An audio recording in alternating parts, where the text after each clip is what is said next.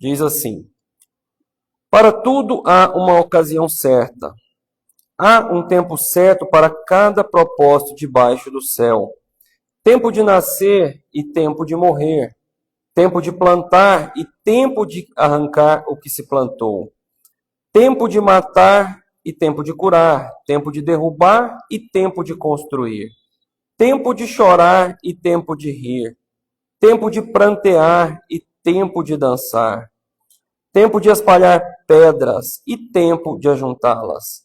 Tempo de abraçar e tempo de se conter. Tempo de procurar e tempo de desistir. Tempo de guardar e tempo de jogar fora. Tempo de rasgar e tempo de costurar. Tempo de calar e tempo de falar. Tempo de amar e tempo de odiar. Tempo de lutar e tempo de viver em paz. Amém? Feche seus olhos antes da gente iniciar a mensagem. Vamos fazer mais uma oração. Pedir ao Senhor que fale conosco, né? Porque o Espírito Santo de Deus é quem faz a obra. Não é o pregador, não é nenhum homem. É o Espírito de Deus quem ministra em nós a vontade do Pai. Então feche seus olhos.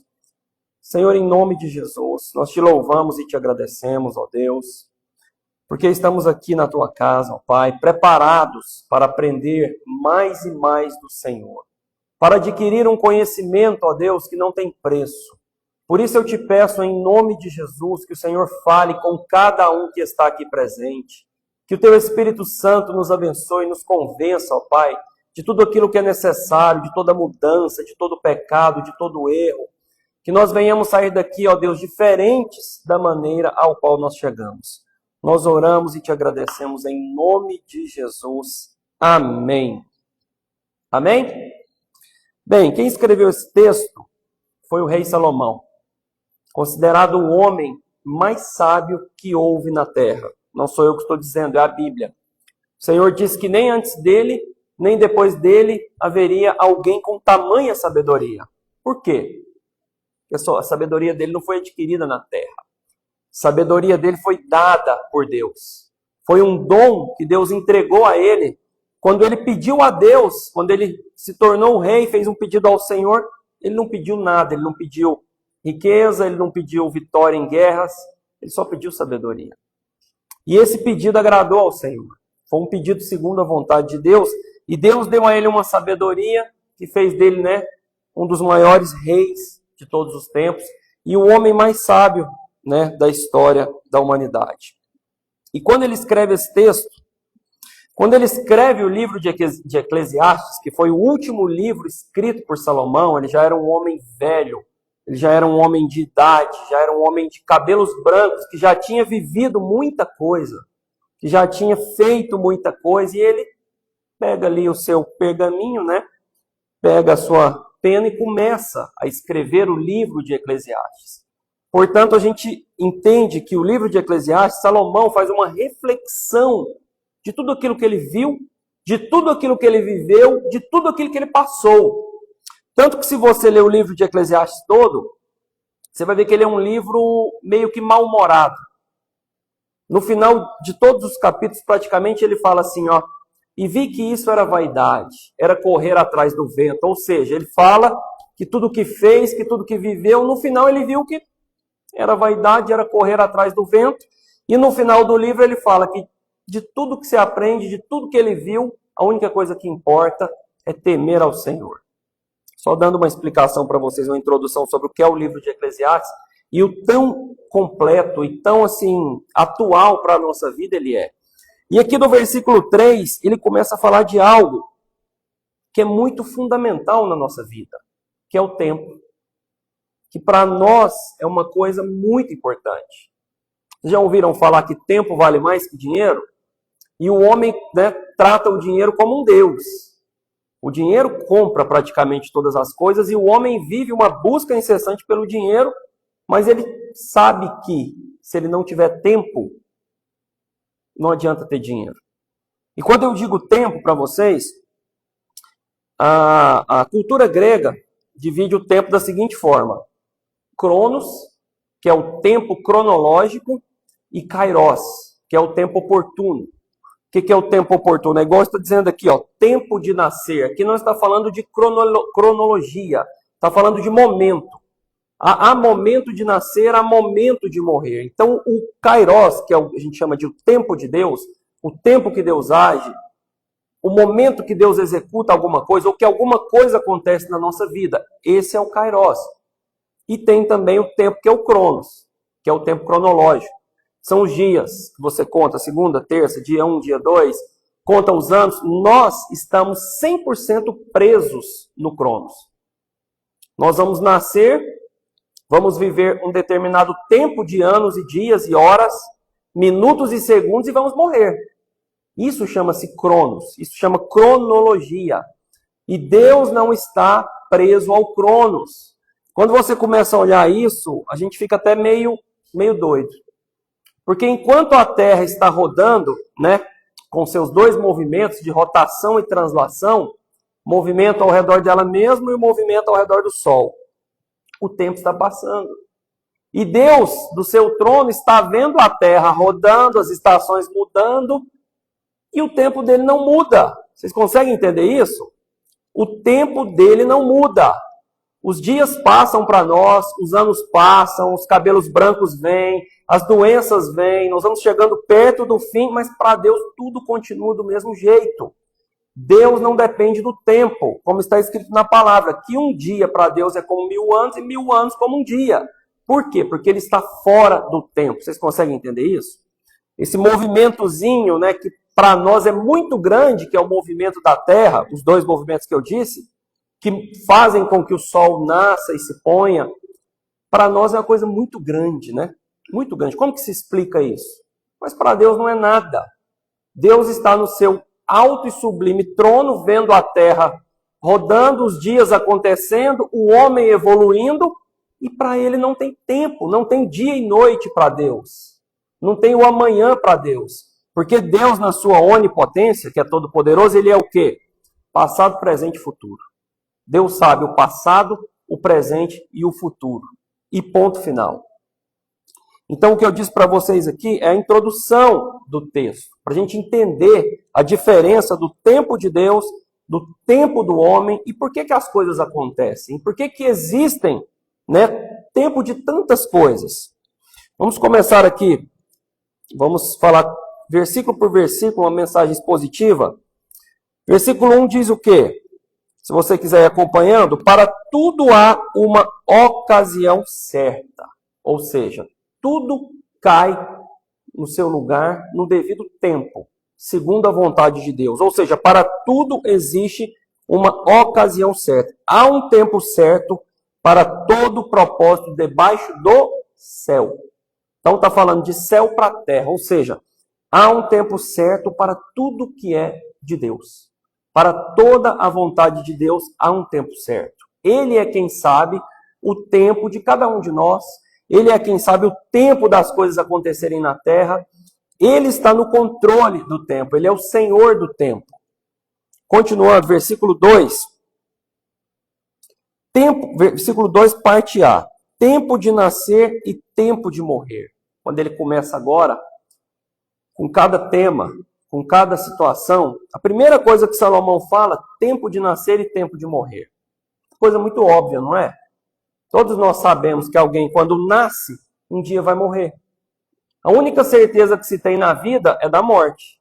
Se nós estamos vivos, nós temos a plena certeza que um dia esse corpo vai morrer. Mas o que eu quero chamar a atenção para vocês aqui? Por que Salomão, no meu entendimento, começou falando tempo de nascer e tempo de morrer? Para depois ele vir com cada situação, com cada coisinha, com cada momento que a gente passa. Porque entre o tempo de nascer e o tempo de morrer, existe um intervalo chamado vida. Entre o tempo de nascer e o tempo de morrer, existe um intervalo chamado vida. Então, entre o seu tempo de nascer e o seu tempo de morrer, uma coisa bem óbvia é a sua vida. E aí, dentro desse intervalo de cada geração que vai passando, a gente vai definir, a gente vai, de acordo com a nossa sabedoria, a nossa fé, a nossa crença em Deus, determinar como a gente vai enfrentar cada situação da nossa vida. cada momento, cada tempo, cada situação. É nesse intervalo. Porque o dia que esse intervalo passar, acabou. Aqui nessa terra você não tem nada para fazer mais. Só na eternidade. Então, ele começa dizendo que há tempo de morrer, de nascer e tempo de morrer. E aí, da agora para frente, nós vamos ver tantos tipos de situações que acontecem no tempo e no tempo de Deus, que você vai determinar como você vai passar por tudo isso nesse pequeno intervalo chamado vida. Por que eu digo pequeno intervalo? Porque se a gente for analisar o Cronos, o tempo que o mundo existe e que ainda vai existir, que só Deus sabe, é muito pequeno esse tempo. Por exemplo, daqui 100 anos, nenhum de nós vai estar aqui. Fui até generoso, né? Que eu estou com 40, então eu estou jogando 140. Se eu vivesse 100 anos, então daqui 100 anos, nenhum de nós estaremos aqui. E muitas vezes a gente não pensa nessas coisas. Mas daqui 100 anos, o que vai ser desse lugar? Ninguém sabe. Provavelmente ele estará aqui. Então, existe esse pequeno intervalo chamado vida. A sua vida e a minha vida. E nesta vida, há tempo para todas as coisas. Nessa sua vida, há tempos e tempos e tempos e tempos, cada tempo de alguma coisa. Continuando aqui, na continuação do versículo. Tempo de plantar e tempo de arrancar o que se plantou. O que ele está dizendo aqui? Aqui fica enfaticamente mostrado que a lei da semeadura existe. Isso é fato. Há um tempo de plantar e um tempo de arrancar o que se plantou. Então você hoje, o que você plantou lá atrás, você está arrancando agora. Você está colhendo agora. Quem planta soja, colhe soja. Quem planta café, colhe café. Então, há um tempo determinado para você, em cada momento da sua vida, de plantar a sua vinha, de plantar a sua história. E esse tempo de plantar, na minha opinião, no meu entendimento, ele não acaba nunca. Porque nós sempre estaremos fazendo coisas, tendo atitudes que vão refletir no nosso futuro. Tudo que você faz hoje reflete no seu futuro. Tudo que você investe, tudo que você procura, tudo que você estuda, todas as atitudes que você tem vão refletir no seu futuro. Amém? William, você traz um copo de água para mim, por favor? Aproveitar que você está aí já no bebedouro. Então nós precisamos entender o quê? Que há tempo de plantar e de colher. E muitas vezes o ser humano quer inverter isso. Tem gente que quer colher aquilo que não plantou. Eu tenho certeza que vocês já perceberam e já viram isso. Pessoas indignadas, querendo que coisas aconteçam na vida dela. Obrigado. Querendo que coisas aconteçam na vida dela, de coisas que ela nunca plantou. Como que isso vai acontecer? Isso não vai acontecer. E aí, o que eu digo para você? Nunca é tarde para você começar a plantar. Nunca é tarde. Independente da idade que você tem, né? Do cronos, da sua idade cronológica, você tem a oportunidade de mudar sempre. Ah, mas eu plantei errado e não deu certo. Então você já aprendeu que plantou errado. Comece a plantar certo. Às vezes você plantou discórdia. Hoje você está colhendo solidão. Então, mude isso. Plante amor para que você colha bondade, amor, comunhão no futuro. E não só isso. N e N situações e coisas que a gente sabe que se a gente plantar, a gente vai colher. A gente vai colher. Isso é fato. Então, ele já diz da segunda parte que há tempo de plantar e tempo de colher. Continuando. Tempo de matar e tempo de curar. Aí você pensa, nossa, matar? Não é matar no sentido de homicídio. Há tempo da gente matar sentimentos. Sentimentos que a gente não deve ter mais. Há tempo de matar atitudes, situações e principalmente o eu que habita em nós, que é a antiga criatura que sempre quer voltar. Há tempo de você matar. há tempo de você matar sentimentos, há tempo de você mudar, e há tempo também de curar feridas. Então ele diz, há tempo de matar e tempo de se curar. Então existe um momento ali que você às vezes está tendo esse período na sua vida, e também existe um momento que você tem que se separar porque você precisa de cura. Nós precisamos de cura, vocês sabiam disso? Tem gente que é forte a vida inteira, não para, não se cura, não para se curar, não para para cuidar do seu emocional, do seu espiritual, para ter um momento ali de cura, de restauração de muitas coisas na nossa vida. Porque a gente passa por tanta coisa na nossa vida e muitas vezes a gente esquece, né, de tirar um tempo para nos curar, para nos abençoar. Não adianta você ficar pedindo para Deus o tempo todo para te curar de algo, seja físico ou emocional, mas você não fazer a sua parte. Então você tem que entender que tem o tempo para isso. Tempo de derrubar e tempo de construir.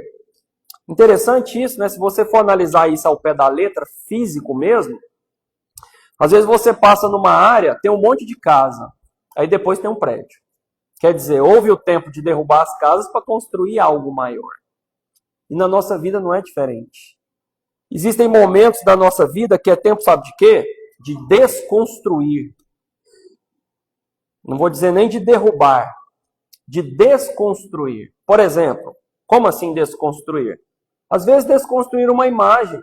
Às vezes você projetou uma imagem errada de si próprio e você precisa desconstruir isso. Desconstruir opiniões erradas. Às vezes você tem opinião sobre alguma coisa ou sobre até uma pessoa, você achava que essa pessoa era ruim, não era uma pessoa bacana de estar perto. Você julgou uma determinada pessoa e criou uma imagem dela. Um preconceito. Infelizmente, o preconceito, desde quando o mundo é mundo, o preconceito está aí em alta. E o preconceito precisa ser o quê? Desconstruído. Muitas vezes a gente tem um preconceito relacionado a alguém, relacionado a uma situação, relacionado a uma coisa. E isso tem momento que precisa ser desconstruído. Para quê? Para construir a forma correta. Para construir a imagem correta. Então, há momento da nossa vida, há momento da sua vida e da minha vida, que nós precisamos desconstruir coisas erradas que nós fizemos. Situações erradas, palavras ditas, momentos errados. E nós temos que desconstruir isso. Nós não podemos continuar com uma coisa errada. E aí é o momento de desconstruir. E também tem o momento de construir. Não só isso que eu disse, mas tem momento de construir um relacionamento. Por exemplo, você acabou de casar. Você vai construir o seu relacionamento. Você acabou de ter um filho. Você vai construir a educação e a imagem e o caráter dessa criança. Então há tempo para todas as coisas, gente. Vocês estão vendo como a Bíblia é completa? Então há tempo de derrubar e tempo de construir. Tempo de chorar e tempo de rir. Vocês acreditam nisso ou não? Quem aqui já chorou e já riu? Todos, né? Todos nós. Existem momentos de tristeza. E a gente precisa o quê? Aceitar. Por que Salomão escreve isso? Para que a gente entenda que existe momento para tudo. Que não adianta revoltar. Vai ter momento da sua vida de tristeza. Você vai chorar. E também vai ter momento que você vai rir. E ele continua dizendo aqui no mesmo versículo, né? No mesmo versículo e no mesmo assunto, tempo de prantear e tempo de dançar. Ou seja, ele aprofunda mais nesse sentimento. Porque o choro é diferente do pranto. O pranto, prantear, é algo muito mais extenso. Nós podemos comparar o prantear com um momento de luto, com a perda de um familiar, de um ente querido, aquele momento que você vai prantear, você vai sofrer. Às vezes num diagnóstico que você tem, saúde, às vezes em outra coisa qualquer, uma decepção amorosa, emocional. É um momento que você vai prantear, você vai chorar muito. Às vezes você não vai ter nem palavras para orar, mas o Espírito Santo vai orar por você, como diz a palavra de Deus. E aí depois ele fala que há tempo, aí ele já não fala tempo de rir, ele fala tempo de dançar. Nós podemos ver como Davi dançou. Davi dançou depois da vitória que ele teve para glorificar a Deus. E foi julgado por isso. Mas ele dançava de tanta alegria e euforia que ele estava. Vocês já sentiram isso? Uma alegria, uma felicidade, uma vitória tão grande. Te dá vontade de dançar, de pular, de ficar, sabe, assim, entusiasmado, feliz. Isso é maravilhoso. E você vai passar por isso. Se você ainda não passou, você vai passar pelos dois. Infelizmente, eu te digo isso. Você vai passar pelo tempo do pranto e vai passar também pelo tempo da dança. O nascimento de um filho, por exemplo, é um momento de que você quer dançar. Seu filho nasceu. Quem tem filho aqui sabe o que eu estou dizendo. Nasceu, está tudo bem, nasceu com saúde. É uma alegria muito grande, né? É o jeito que o pastor está agora, eu imagino, né? E a Angélica vendo aquela criança linda, perfeita, né, que Deus fez. Quando a gente é muito novo, eu lembro quando a minha filha nasceu, eu tinha só 21 anos, recém-convertido, 2 anos de conversão, e eu não tinha noção do que estava ali diante de mim. E aí, com o tempo, com a maturidade, por isso que as pessoas dizem, né, que quando a gente é avô, eu sou praticamente avô do nenê, então, quando a gente é avô, é diferente. Por que é diferente? Porque você está numa maturidade diferente e você vê aquela criança daquele tamanhozinho, você vê Deus. Você vê cada detalhe, o olhinho, o narizinho e tal. Você fala, nossa, como é que pode? Como é que Deus faz um negócio desse? Tão indefeso e tal. E você vê. E aí é tempo de dançar, é tempo de comemorar, é tempo disso. Então é isso que Salomão está dizendo aqui, que você tem que entender na sua vida, na sua existência, que há tempo que você vai ficar triste, que você vai chorar, que você vai prantear, e há tempo também que você vai ficar alegre. E uma coisa que você precisa entender é que não tem como rejeitar o pranto, o tempo de prantear. Porque por mim, e acredito que por todos aqui, a gente queria só o tempo de dançar, só o tempo da alegria. Quem quer tempo de choro? Quem quer tempo de prantear? Ninguém quer, porque dói. Há praticamente, hoje é que dia? Dia 18? Praticamente um mês atrás, 29 dias, eu estava passando pelo pranto, pelo tempo de prantear. Por quê? Porque eu perdi minha avó. Minha avó esteve comigo durante 40 anos e era mãe para mim. Era minha segunda mãe. Eu e ela tínhamos uma relação muito forte, porque eu primeiro neto, e eu sempre muito na casa dela, passando férias e tudo, e pela primeira vez em 40 anos, eu senti a dor do pranto. É uma dor muito ruim, mas ela vai acontecer. E não foi a primeira vez, virão outras vezes. O pranto, ele dói o peito. Ele é algo assim, difícil de explicar. Mas nós, cristãos, temos a Bíblia, temos a palavra como refúgio, como refrigério. E aqui, Salomão, na sua sabedoria divina, está nos avisando, está nos mostrando, está mostrando para você e para mim que existe um tempo determinado. E que isso que eu passei e que todos vão passar é inevitável. É inevitável. Os dois, tanto de prantear como de dançar, os dois vão acontecer. E aí cabe a nós, cabe a você, cabe a mim, decidir como que eu vou enfrentar isso. Se Deus já está me mostrando, eu tenho que me preparar. E por mais, quando eu passei por isso, por mais que eu sofri muito, eu já vinha me preparando. Porque eu sabia que o tempo ia chegar. Porque minha avó já estava com 85 anos, eu já olhava para ela e via, está chegando o tempo. Parece que Deus vai colocando no seu coração. Aí você vai olhando a pessoa, vai vendo que a velhice vai chegando, vai vendo que ela vai ficando mais debilitada e tudo, e uma hora... Mas Deus é muito misericordioso e Ele nos dá esse escape. Ele nos prepara. Eu lembro até um dia que minha avó tinha acabado de sair da UTI, minha mãe muito ansiosa e tal. Eu falei, mãe, você tem que preparar, porque não está longe. Aí o dia que ela me viu assim, que eu estava bem choroso, bem assim desesperado, ela falou, você lembra o que você me falou, meu filho? Que o dia ia chegar, que era para eu estar preparado, então você também tem que estar. Aí Deus vem, o Espírito Santo vem e te acalma. Por que eu estou demorando tanto nessa parte? Porque é uma das mais difíceis que a gente passa na vida. É a dor do luto de um ente querido. Mas nós temos que entender que Todos vão passar por isso. Isso é a cronologia, isso é o ciclo da vida. Doloroso, mas é o ciclo da vida. Voltando lá no versículo 2, tempo de nascer e tempo de morrer. Então a gente tem uma alegria muito grande quando alguém nasce, né? Um ente querido nasce, e tem uma tristeza muito grande quando ele nos deixa. Mas faz parte do ciclo da vida. Versículo 5. Tempo de espalhar pedras e tempo de ajuntá-las. Como assim espalhar pedras e ajuntá-las?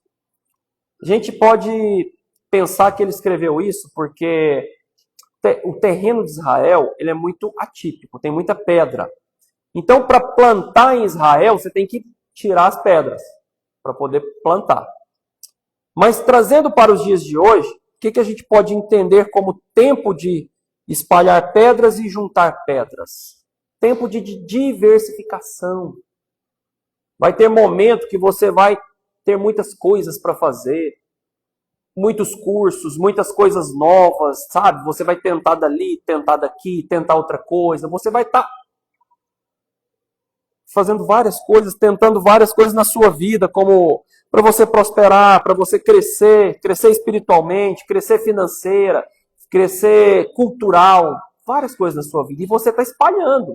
Você está, estuda aqui, estuda ali, faço isso, trabalho, cuido dos meus filhos. E vai ter um momento que você vai ter que decidir o que você quer. Que você vai ter que falar, não, agora eu vou juntar porque eu vou fazer isso. Eu vou focar nisso. Chegou o tempo de eu exercer isso na minha vida. Vai chegar o tempo. Então, vai ter momentos que você vai estar espalhando, você vai estar um pouco confuso. E vai ter momentos que Deus vai te mostrar o caminho. E você vai estar ajuntando as pedras que você espalhou e concentrando elas num lugar só.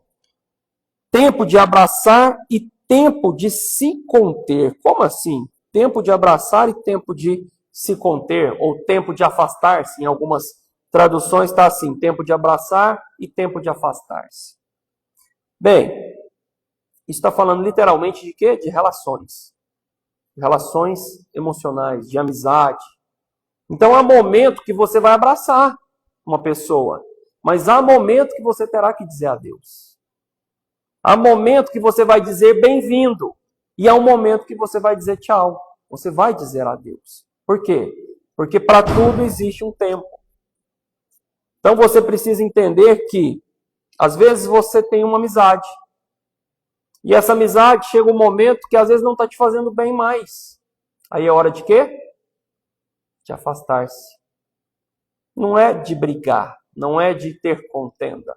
Mas existem pessoas que você tem que afastar da sua vida. Por quê? Porque não contribui com nada. Isso acontece muito, sabe quando? No momento que a gente se converte. Porque antes de você converter, você tem 1 milhão de amigos. Não sei se algum de vocês já passou por isso. Eu não passei muito por isso, porque quando eu me converti, graças a Deus eu já era casado, então minhas amizades se reuniam ali entre minha família e tal, meus pais, meus sogros, cunhados. Eu ainda não... Mas se eu estivesse no mundo, por exemplo, solteiro, quando eu me convertesse, ia ser o tempo de quê? De afastar.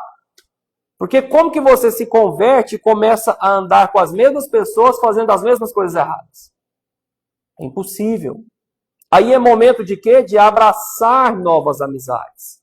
De abraçar pessoas que têm a mesma fé que você. Que têm os mesmos ideais que você. Que têm os mesmos pensamentos, né? A mesma doutrina, os mesmos valores. Aí é momento de você abraçar. Mas há um momento que é o momento de você se afastar. Versículo 6. Tempo de procurar e tempo de desistir. Ou seja, há um tempo de você buscar, de você ir atrás. E há momento que você vai ver também que cansou. Cansou. Não é mais um momento de buscar. Às vezes você insistiu tanto com uma coisa, você buscou tanto uma coisa, mas você viu que não vale a pena. Falou, não tem jeito, eu não vou mexer com isso mais, não dá certo. Deus já me mostrou que está errado, então é momento de quê? Não é mais de buscar, é de desistir. Desistir. Aí você pensa, mas como assim momento de buscar e desistir? Por exemplo, você abre um negócio, você está buscando, está fazendo, está indo, está fazendo, está buscando clientes, está buscando recursos, está buscando, mas aí o negócio não está dando certo. Aí você tenta 1 ano, 2 anos, 3, 4, 5, aí chega um momento que Deus já está te falando, não é isso que eu tenho para você, ou vai mexer com outra coisa. É momento de quê? De desapegar, de desistir. Isso é tudo na nossa vida. Bens materiais, pessoas. Às vezes você tenta tanto com a mudança de uma pessoa, você ora e tal, você prega para ela, você explica, fala que ela está fazendo isso errado e tal, que ela está no caminho errado, e você tenta, mas chega um momento que ou ela vai desistir de você, ou você tem que desistir dela. Porque às vezes não chegou o tempo de Deus na vida dela, ou ela não quer.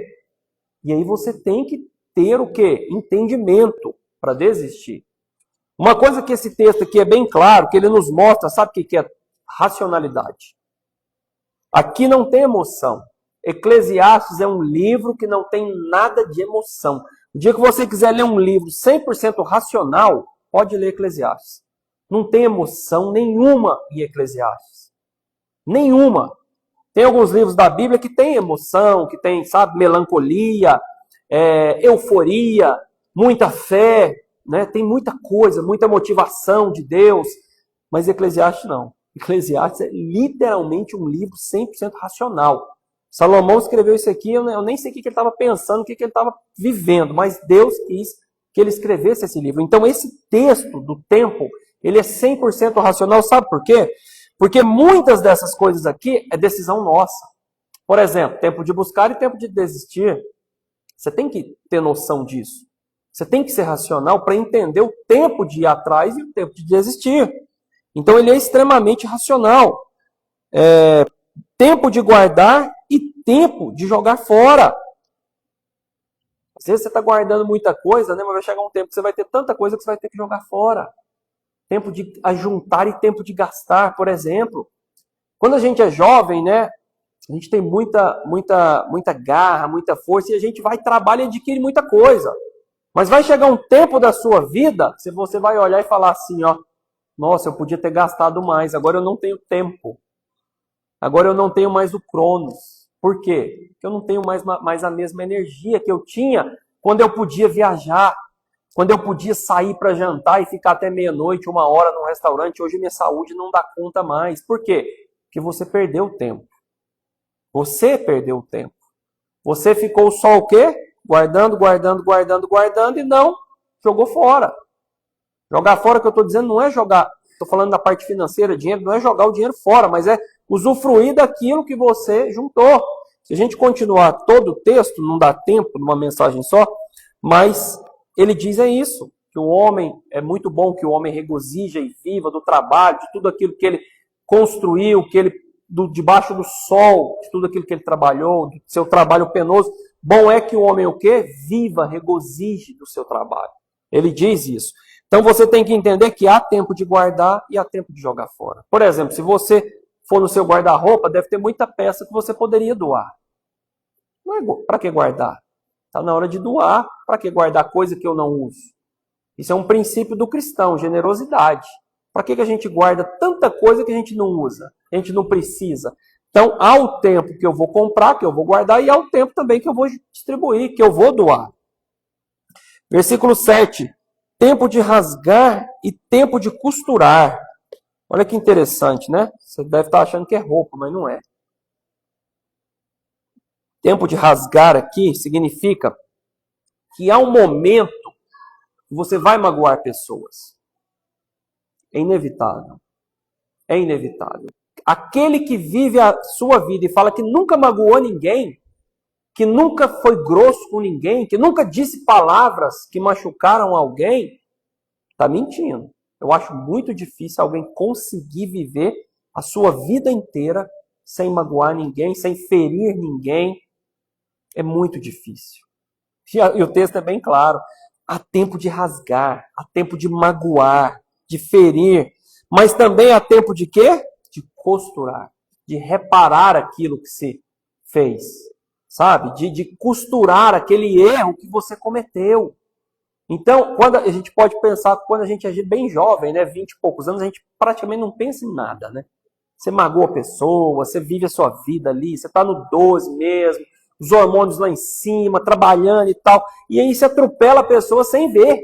Sem perceber, você atropela pessoas, você magoa pessoas. Depois, lá na frente, às vezes a pessoa comenta, sabia que um dia você fez isso comigo e tal, mas a Bíblia é bem clara que também há o tempo de você reparar os seus erros. Há o tempo de Deus para você o quê?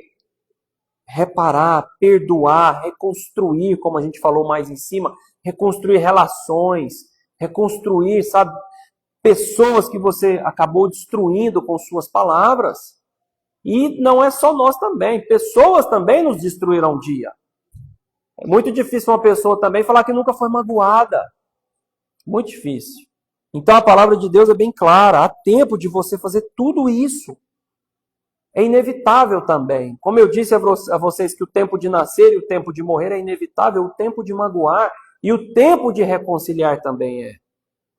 Tão interessante isso que às vezes acontecem coisas na vida da gente que você não entende. Às vezes você perde uma amizade, ou às vezes você tem um conflito familiar, por exemplo, que às vezes você não entende o motivo. Mas aí Deus permite aquilo, um afastamento para um propósito maior. Mas vai chegar o tempo, você não precisa desesperar. Vai chegar o tempo de quê? Que Deus vai costurar, que Deus vai mudar essa situação. A gente vê muito isso dentro de famílias, às vezes em amizades, às vezes tem pessoas que são tão amigas, de repente acontece uma coisinha e afasta. Às vezes você nem entende. Aí você tenta uma reaproximação, não consegue. Parece que travou. Parece que Deus endureceu o coração. Alguma coisa aconteceu. Mas aí logo passa um tempo, e aí vem o tempo de quê? De costurar, de reparar. Por quê? Porque Deus é bondoso. Deus é misericordioso nas nossas vidas. Segunda parte do versículo, tempo de calar e tempo de falar. Nossa, esse aqui é forte, hein? Esse aqui a gente pode ir lá no livro de Tiago, né? Onde fala do poder da nossa língua, do poder da nossa fala. Por que Salomão fala aqui que tem tempo de falar e tempo de calar? Tem gente que só fala, e dá bom dia a cavalo, e fala o que não quer, e arrepende de falar aquilo que não devia ter falado. Isso acontece, tem gente assim demais, gente. E da mesma forma que existe gente que fala demais, tem gente que só fica calado e é omisso em várias situações. Então, essa parte do versículo 7, parte B do versículo 7, eu quero enfatizar ela porque é algo muito forte. A fala, o poder da língua que nós temos. O poder que nós temos de construir e desconstruir. Poder de apaziguar e o poder de gerar violência. Tudo na fala. Então a gente precisa de ter uma sabedoria, de ter um dom de Deus, que é o quê? Que é o domínio sobre a nossa fala. Praticamente todos nós já falamos o que não queria falar e o que não devia falar. Sempre a gente faz isso, sempre. Mas aqui, Salomão está nos dizendo o quê? Que você precisa entender que vai ter um momento que você tem que falar. Porque a palavra certa, na hora certa. É como uma maçã numa bandeja de prata. A palavra certa, na hora certa, cai como uma luva. Então esse é o tempo de falar. E o silêncio também, que é o tempo de se calar. Tem situações que não vai adiantar você falar. Tem coisas, tem pessoas, tem momentos, há tempo, que não vai adiantar você falar nada. Porque não vai mudar a situação. Há momentos da nossa vida que somente a oração vai ter poder sobre isso. Só a oração. E há momentos que você vai ter que falar, porque a sua omissão pode piorar a situação. Porque nós temos responsabilidades na vida de muitas pessoas que nós não podemos deixar de falar certas coisas. Mas também nós temos um momento de pessoas que nós não temos nada a ver com a vida delas, que nós também não temos que falar. Por quê? Porque não vai mudar. Não cabe a nós mudar pessoas, situações que a gente não tem o poder e nem mesmo a responsabilidade. E, em contrapartida, há situações que você tem. Tem coisas que estão na sua mão, que se você não cuidar, se você não, educar, se você não falar, vai dar problema. Então, é muito forte isso, essa parte do versículo 7 aqui, que fala disso, sabe? Do falar e do calar. Porque o muito falar te coloca em situações muito ruins. Muito ruins. Então, por isso que você tem que entender que tem um momento certo. Há o tempo certo de você falar as coisas e há o tempo certo de você silenciar. Por exemplo, você está tendo uma discussão com alguém, com seu cônjuge, por exemplo, e aquele ali está no calor, está discutindo, está falando, e um está falando, o outro está falando também. Tudo que você falar, quando chega num ponto da discussão, você vai se arrepender. Porque você vai falar coisa que não queria, você vai falar coisa da boca para fora, então muitas vezes você tem que calar. E aí no momento certo e na hora certa, você volta no assunto e fala o que tem que ser falado. Da maneira certa e no momento certo. Isso é sabedoria para nós, vocês estão entendendo? Isso é sabedoria de Deus, sabedoria divina para nós. No versículo desse tamanhozinho. Versículo 8, a gente já está indo para o final. Tempo de amar e tempo de odiar. Meu Deus do céu. Aí você deve estar pensando, odiar, mas Deus manda a gente odiar? Não. Deixa eu deixar uma coisa bem clara para vocês, tá? Presta atenção. Não são mandamentos. Os tempos ao qual Salomão está se referindo não são mandamentos, não são ordenanças. Deus não está mandando nada disso. Ele está dizendo que vai acontecer. É bem diferente de uma ordem, um mandamento. É totalmente diferente. Aqui ele está dizendo que vai acontecer, que há um tempo que isso vai acontecer. Então ele está dizendo o quê? Que há um tempo que você vai amar, mas também há um tempo que você vai odiar. Aí você fala, meu Deus do céu, quem é que nunca odiou alguém ou alguma situação? Todos nós odiamos. Todos nós já passamos pelo momento do ódio, até porque parece que o amor e o ódio andam junto, né? Vocês já viram isso? A gente vê muito isso quando um casal se separa, né? No começo, dava a vida um pelo outro. Depois que separa, o ódio vem que Deus... Aí vem o problema financeiro, separação de bens, e de repente um não quer ver a cara do outro, de repente um deseja o mal para o outro, e a coisa não para por aí. Amizades também. Mas nós precisamos o quê? Ter sabedoria também nesses momentos. Tanto do amor quanto do ódio. Da ira. Não ireis, mas não pequeis. Isso é um mandamento. Isso é uma ordem de Deus. Ireis, mas não pequeis. Eu já até preguei sobre ira. Então, vai ter momentos da sua vida que você vai ter ódio. Que você vai estar sentindo ódio e não vai entender por quê. Fala, Deus, mas por que isso aconteceu? Essa pessoa fez isso comigo. Eu estou com ódio. Eu estou com ódio disso. É o tempo do ódio. É o tempo do ódio. Chegou o tempo do ódio. O tempo que você está com raiva. O tempo que você está irado. Mas também vai ter o tempo de amar. Vai ter o tempo que tudo vai ser flores. Que tudo vai ser uma bênção na sua vida. E um conselho eu te dou. Deixa o tempo de amar ser maior que o do ódio. Porque para essas situações nós temos controle. Essa é uma situação que é diferente do luto. Do tempo do luto, que é uma coisa que você não tem controle. O tempo do ódio e o tempo do amor, você tem controle. Sabe por quê? Porque são decisões que você vai tomar nessas situações que você vai passar. Porque o amar de Deus é decisão, não é emoção.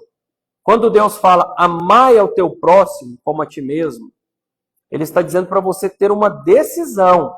Porque é impossível eu amar uma pessoa que eu não conheço. Como que eu vou amar uma pessoa que eu nunca vi na vida? Que eu não sei nem o nome. Mas eu decido amar ela e querer o bem dela e desejar o melhor para ela e fazer o que eu puder por ela para que ela esteja bem. É uma decisão, não é uma emoção. E o ódio também é uma decisão. Sabia disso? Tudo que acontece de ruim com você, você vai decidir. Você vai ficar com raiva? Vai. Mas aí você vai decidir se você vai alimentar o ódio ou matar o ódio. Voltando lá no tempo de matar. Matar o ódio que está nos nossos corações. Então, é uma decisão que nós tomamos. Tanto amar como odiar. E que tudo tem a ver. Se há tempo de odiar, há tempo de matar o ódio também. Então, você decide isso.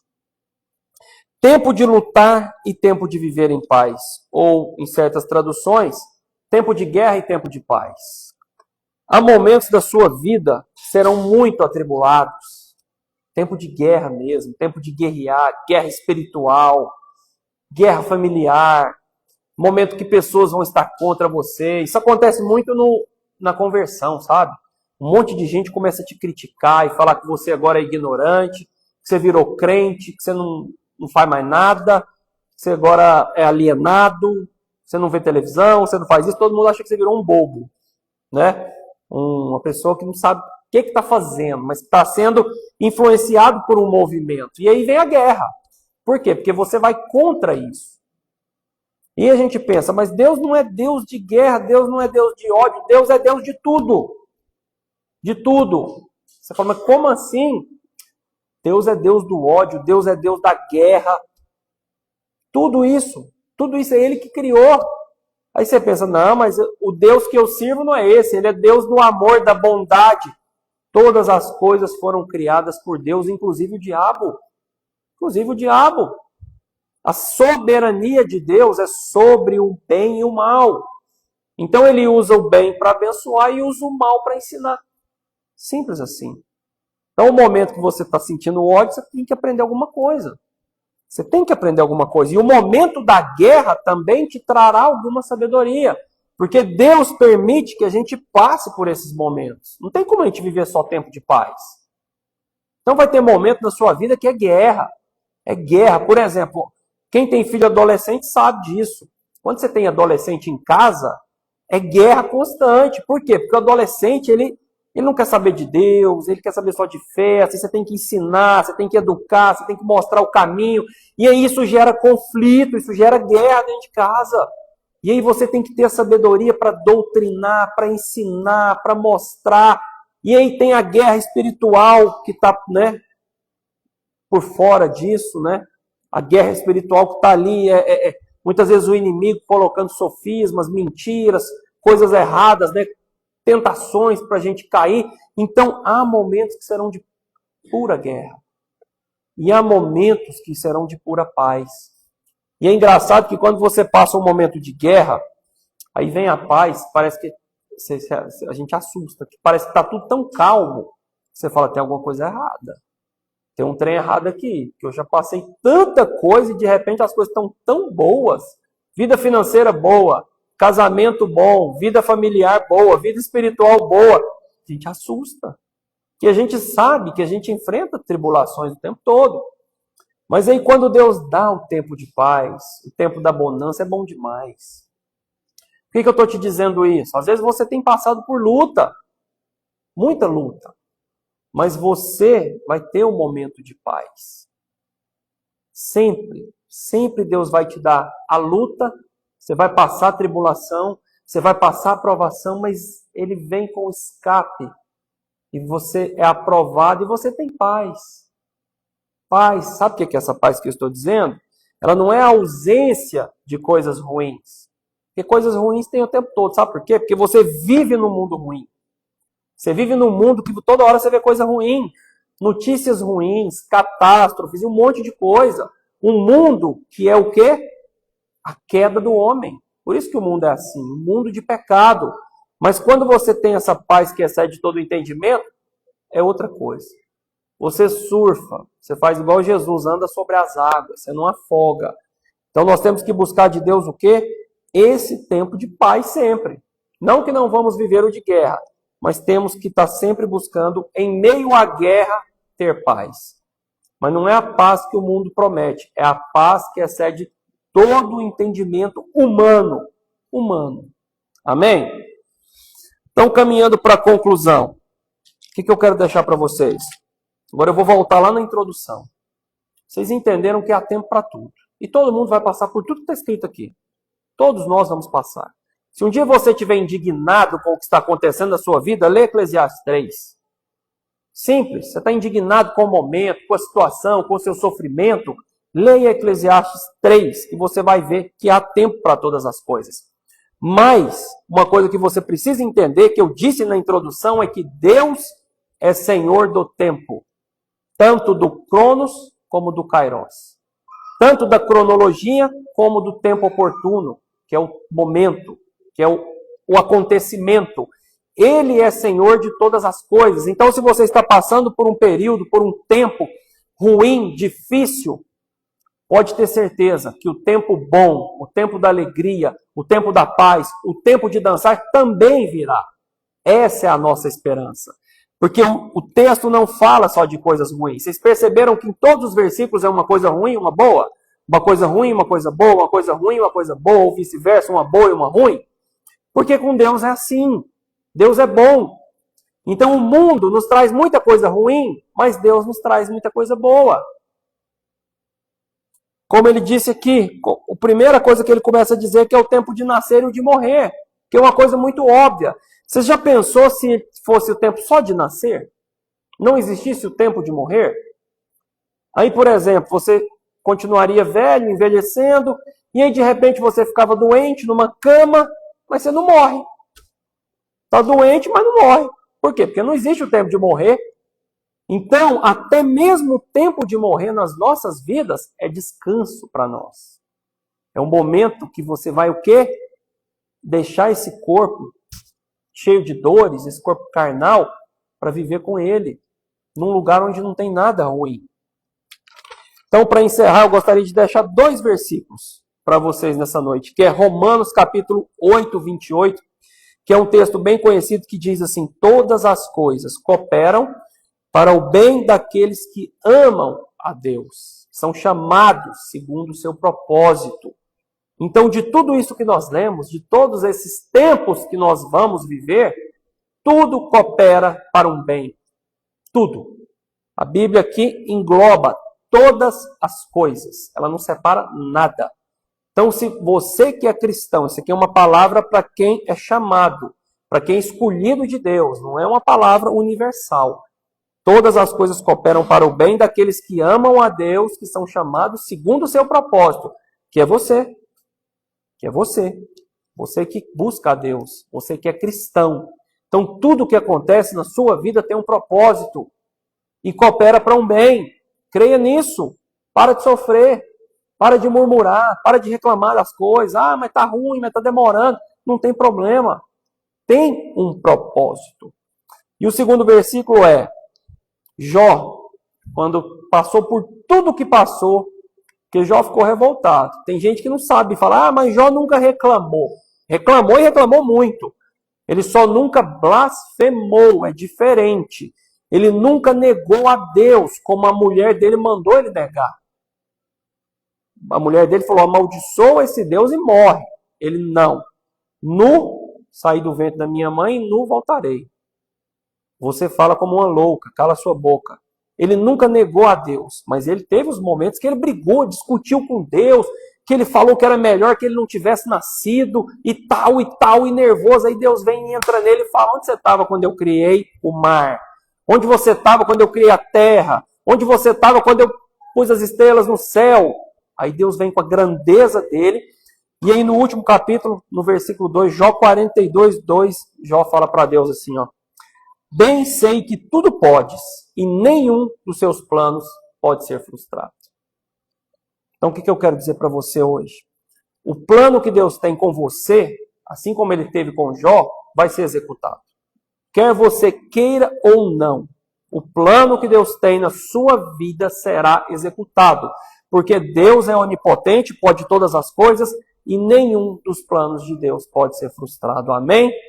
Então, fiquem de pé, vamos orar. Nós vamos orar e depois da oração você pode tocar um louvor. Vamos orar ao nosso Deus. Eu não sei o que você está passando, mas de uma coisa eu tenho certeza. De todos esses 8 versículos que nós lemos, né? Falamos aqui de praticamente 16 tipos de tempo. Algum deles você está passando, eu tenho certeza. Ou da alegria ou da tristeza, ou de construir ou de desconstruir, ou de chorar ou da alegria. Algum desses momentos você está passando. O que eu tenho a te dizer? Creia que Deus está no controle do seu tempo. Creia que Deus tem a sua vida, o tempo, os dois tempos na mão, o Cronos e o Kairos, e que Ele está agindo na sua vida. Seja persistente, seja perseverante, porque nada vence a perseverança. Nem o talento, nem a competência. Seja perseverante no Senhor. Amém? Então feche seus olhos, vamos orar. Senhor, em nome de Jesus, nós oramos ao Senhor nesta noite, ó Deus. Depois de tudo aquilo que ouvimos, ó Pai, depois de todas essas palavras, depois de toda essa sabedoria compartilhada, aquilo que o Senhor deixou para nós, ó Pai, nós queremos pedir ao Senhor que nos abençoe.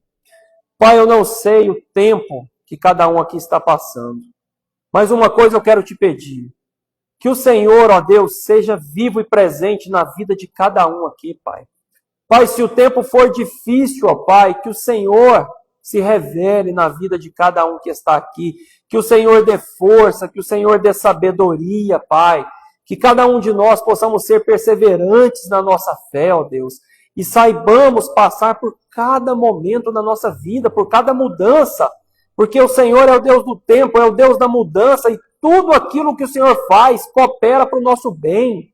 Tudo aquilo que o Senhor faz é bom, porque o Senhor é bom. Senhor, ninguém é bom, nós não somos bons, ninguém pode ser bom, somente o Senhor. Por isso eu quero te pedir que nos dê sabedoria, que nos dê paz, que nos dê entendimento, paciência, perseverança para passar por cada momento da nossa vida, ó Pai. Pois nós sabemos, ó Deus, que há tempos que são difíceis, há tempos que são dolorosos, há tempos que são de luta, que são de choro, que são de pranto, Senhor. Mas o Senhor está conosco ali, nos abençoando. O Senhor está conosco, nos assistindo, ó Deus, nos dando a válvula de escape, que é a oração, que é a fé, que é a palavra do Senhor, meu Deus.